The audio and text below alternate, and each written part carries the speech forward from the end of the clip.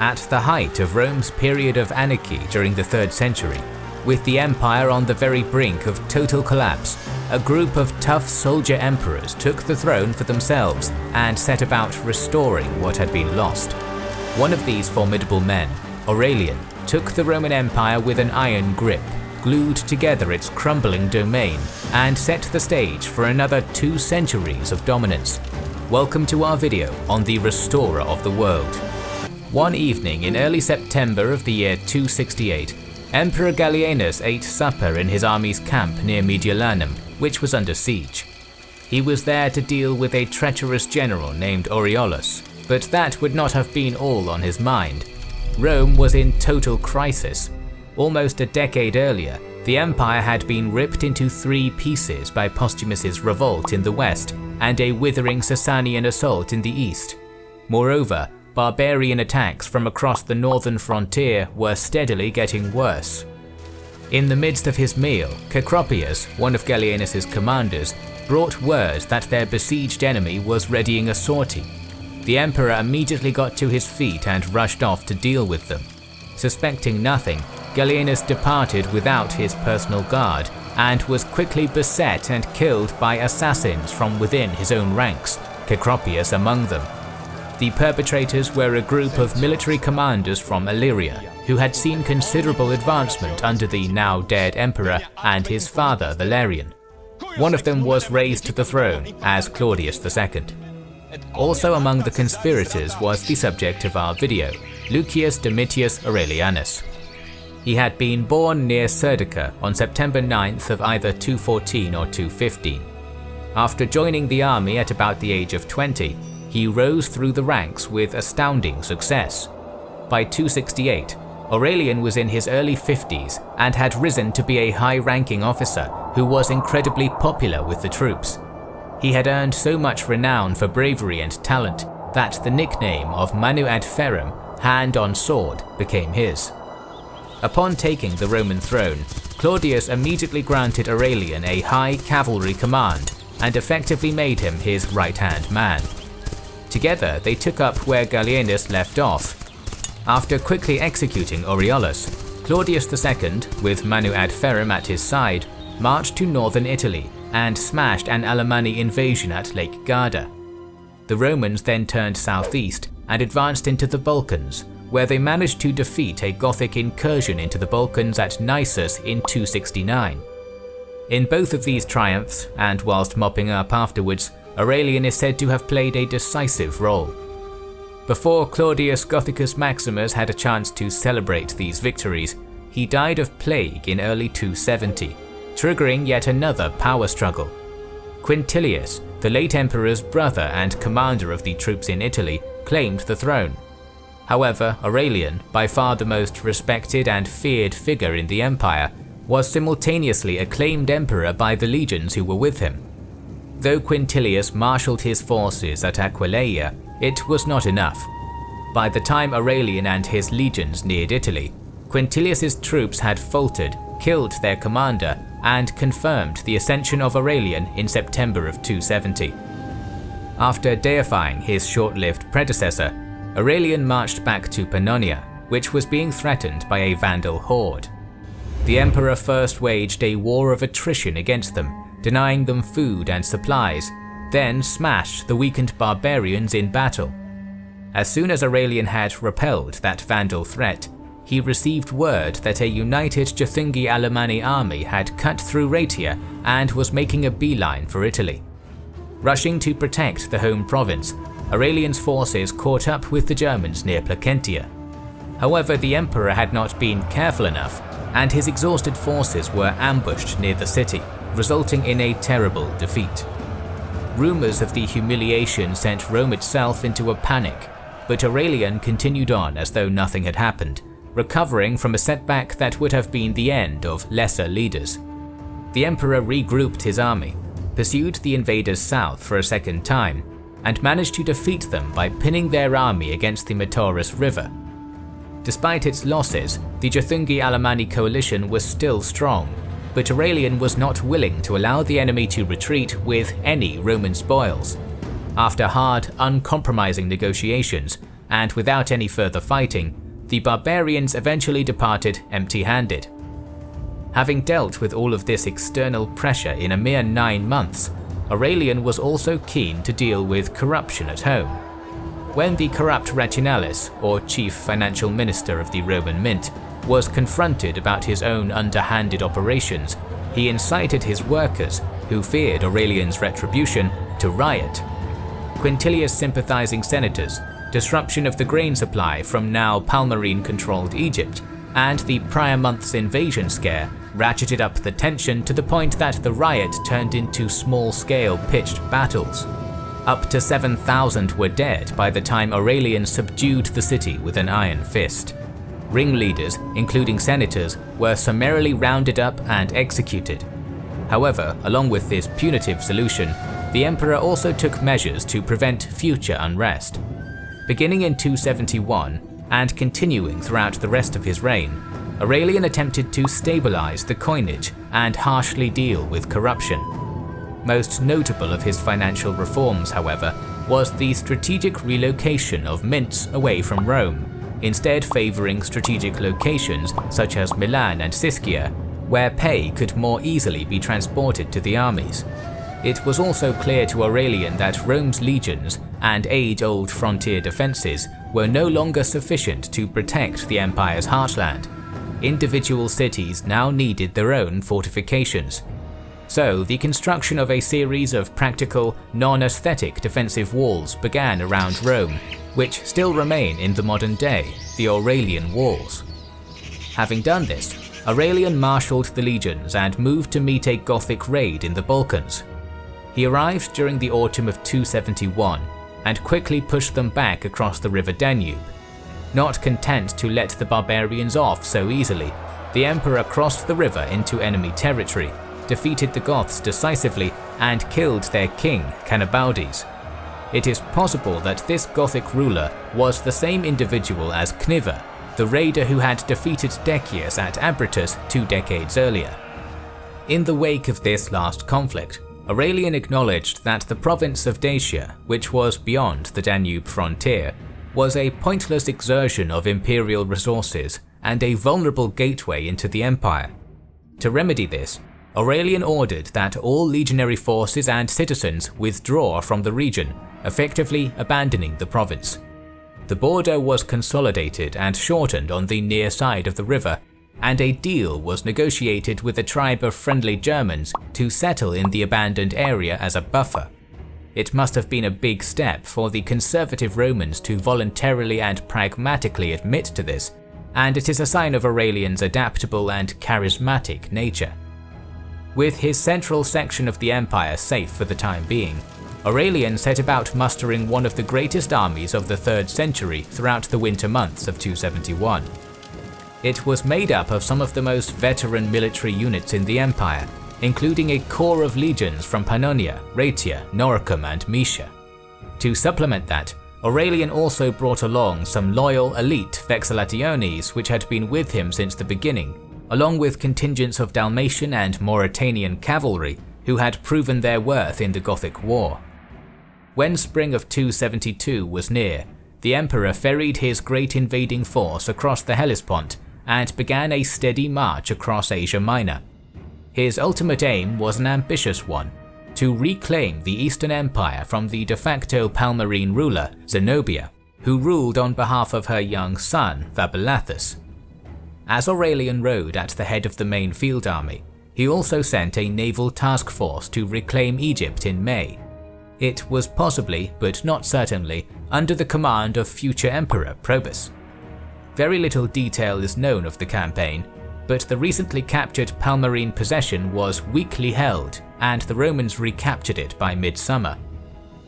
Meanwhile, to the north, Aurelian's advance was almost totally unopposed until he reached the Cappadocian city of Tyana, which refused to admit the emperor. He was so infuriated by this defiance that he pledged not to leave even a dog alive once the city fell to his armies. However, the relatively short siege cooled Aurelian's temper, and he came to realize that leniency would be a more prudent course of action in the long term.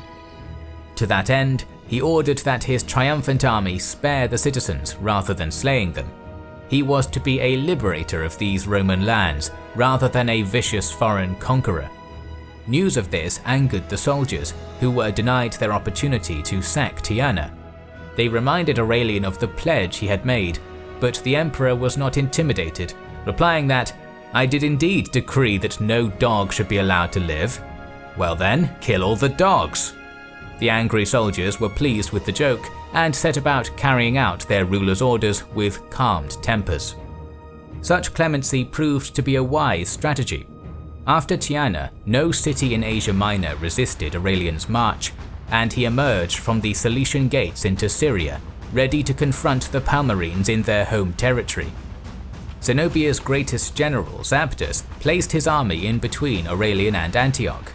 Instead of attacking the great city from the north, where the tactical incentive lay with Zabdas, Aurelian instead shifted his forces to outflank him from the east. Worrying that this would move the clash into unfavorable terrain and onto his own line of retreat, the Palmyrene general sent most of his cavalry to intercept Aurelian on the eastern shores of Lake Antioch. Rather than risking his infantry against Zabdas's cataphracts, the Roman emperor sent out his horsemen to bait the enemy into a trap. When the Palmyrene heavy cavalry charged, the lighter armoured and armed Roman units fled at the first contact, fleeing several kilometers towards the town of Ime. When the overburdened cataphracts and their horses began to slow down from exhaustion, Aurelian's cavalry turned and countercharged them, scattering the Palmyrene forces, winning a decisive victory and allowing the emperor to sit on the enemy's line of retreat. Zenobia and Zabdas's defeat led them to abandon Antioch and retreat south to Emesa, where it is said that 60,000 of Aurelian's men faced 70,000 of Zenobia and Zabdas. Aurelian once again tried to lure the Palmyrene cataphractarii into a similar trap, but this time the maneuver went wrong and the emperor's cavalry caught the brunt of the enemy's charge, resulting in massive losses and a near rout. The veteran legions of Aurelian were still fighting, however, and they managed to break the Palmyrene infantry in front of them. On the flanks, Zenobia's cataphracts charged too far and were themselves cut to pieces when the Roman infantry pivoted to the wings and smashed into them. The queen fled Emesa to Palmyra, leaving so quickly that there was not even enough time to transport the treasury away from danger. As the sweltering high summer approached, Aurelian wasted no time and embarked on a grueling march east through the desert, putting the enemy capital under siege, whilst also securing a deal with local Bedouins to receive food. Realizing that her only hope for aid now was a personal appeal to the Sasanian king, Zenobia snuck through the Roman siege lines and attempted to flee into Persian territory on a camel.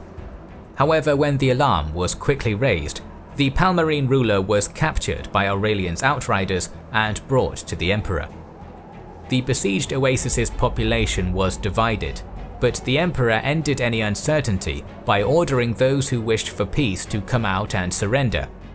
At first, people were slow to do so, but when they witnessed Aurelian's mercy to the initial few, more and more came and submitted, giving him gifts and tribute in return for pardon. Without any further shedding of blood, Aurelian entered the city of Palmyra in total victory. Whilst present there, he trialed and executed some of the main enemy leaders, including Zabdas, imposed a garrison upon the city, and distributed much of its wealth to the soldiers. He also received an ambassador from the Sasanian Empire, who brought the Shah's congratulations on the great victory. His own realm was riven by internal strife, and could not risk a war against Aurelian's power, even if the prize was such a great one as Palmyra. The emperor's most treasured prize was Zenobia herself. She was spared, but suffered the indignity of being paraded through Syria's cities chained to a camel. This and rumours of her cowardice in the face of defeat were designed to snuff out any lingering support the queen may have had. As he marched back to the city of Byzantium, Aurelian assumed the title for which he is most well known, Restitutor Orbis, Restorer of the World. Still, he had much to do. Upon his arrival in Europe, Aurelian crushed yet another barbarian incursion into Moesia, but was then forced to return to Palmyra in early 273 upon receiving intelligence from a loyal subordinate in the area that the city's leaders intended to betray him. For the second time in less than a year, the presumably furious emperor approached Palmyra after a lightning-quick march which took the rebel leaders totally by surprise. There was no time to prepare proper defenses, and Aurelian took the city swiftly. Again, he showed remarkable restraint in his vengeance. The ringleaders were immediately slain, but the citizens were permitted to leave. The city of Palmyra itself was not so lucky. Aurelian allowed his troops to ravage the troublesome enemy capital. Much of its wealth was plundered, and many of its great structures razed. After this second siege, Palmyra never again regained its once held importance and grandeur, becoming yet another irrelevant provincial town on the Roman frontier. Before he returned west, Aurelian had to march on Egypt and subdue a revolt there, securing Rome's grain supplies. With all business in the east taken care of, the emperor and his field army returned to the capital and set about preparing an expedition to finally put an end to the Gallic Empire, which was at that point under the control of Tetricus. By the time campaigning of 274 began, all preparations were complete. Aurelian marched across the Alps to his foothold in Gallia Narbonensis, then quickly took Lugdunum. The Gallic Empire was weak, but Tetricus nevertheless rallied his Rhine legions and met Aurelian near Chalons in late February. Historians debate what truly happened, but the contest was decided before the first pillar was thrown. Either Aurelian's superior generalship quickly gained him mastery of the battlefield, or Tetricus made a deal with the emperor to submit before any fighting was necessary. Whatever the case, the splinter empire in Gaul and Britannia was extinguished, its military units were reintegrated into the Roman army, and the empire was whole again for the first time in 14 years. With his victory now total, Aurelian went back to the capital with his spoils in tow and hosted what might have been one of the greatest triumphs in all of Roman history. Coming up first in the procession were vast eastern treasures gained from the conquest of Palmyra, most prominent among the horde being 3 ornate royal chariots arrayed one behind the other. First among them was a fabulously crafted vehicle, ordained with silver, gold, and jewels, which had belonged to Odenathus before his own death years before. The second was an equally masterful creation, a Persian chariot which had been granted to Aurelian as a gift from the Sasanian king. Finally came the true prize, the Palmyrene queen Zenobia herself, riding in a grand chariot that it is said she herself constructed. After the glorious display, vast amounts of exotic animals were exhibited before the awestruck population of Rome, such as elephants, tigers, giraffes, and elks. After them came rank upon rank of bound prisoners, prominent men from Palmyra and barbarian tribes in the region, including representations of the mythical Amazons who had been captured during the campaign. From his western conquest, Aurelian's highlight was Tetricus, self-proclaimed emperor, clad in a scarlet imperial cloak, yellow tunic, and Gallic trousers. Along with the western usurper was his son, whom the former had acclaimed co-emperor the year before his defeat. When the grand procession came to an end, vast entertainments were held for days afterwards, including theatrical plays, chariot races in the circus, wild beast hunts, gladiator fights, and even a naval battle reenactment. After all of the celebrations were over, Aurelian still could not or would not rest on his laurels. As the 5th year of his reign dawned, the emperor went west to deal with a minor Alemanni invasion, and then marched east into Thrace in the summer. Because 3rd century sources can be somewhat unreliable, it is not agreed as to why Aurelian moved east. However, most historians either believe that the emperor was in the Balkans to deal with a barbarian invasion, or to prepare a great offensive against the civil war-ridden Sasanian Empire, whose capture and humiliation of Valerian had not been forgotten. Whatever the case, at some point in the middle of 275, Aurelian encamped at a way station on the road to Byzantium called Cenefurium, which was next to the Sea of Marmara. It was to be his final resting place. While he was there, one of Aurelian's administrators of secretaries, a slave or freedman known as Eros, did an unknown deed which would both be inevitably discovered and would inevitably bring the emperor's notorious wrath upon him when it was discovered. To save himself, Eros came up with a desperate solution. Since the bureaucrat was able to imitate Aurelian's writing style, he forged a series of documents accusing many senior army officers of crimes and misdeeds and condemning those same men to death. When Eros showed the men this list, they were terrified and reacted too quickly without thought. A group of desperate conspirators, led by a general known as Mukapor, waited until Aurelian dismissed his bodyguard and then stabbed their emperor to death. Yet the assassination was not a crime of hatred. When the reality of Eros's deceit came to light, the officers who had murdered the emperor were filled with a combination of guilt, grief, and fury. It was all directed at the desperate secretary, who the Historia Augusta tells us was tied to a stake and savaged by ravenous wild beasts.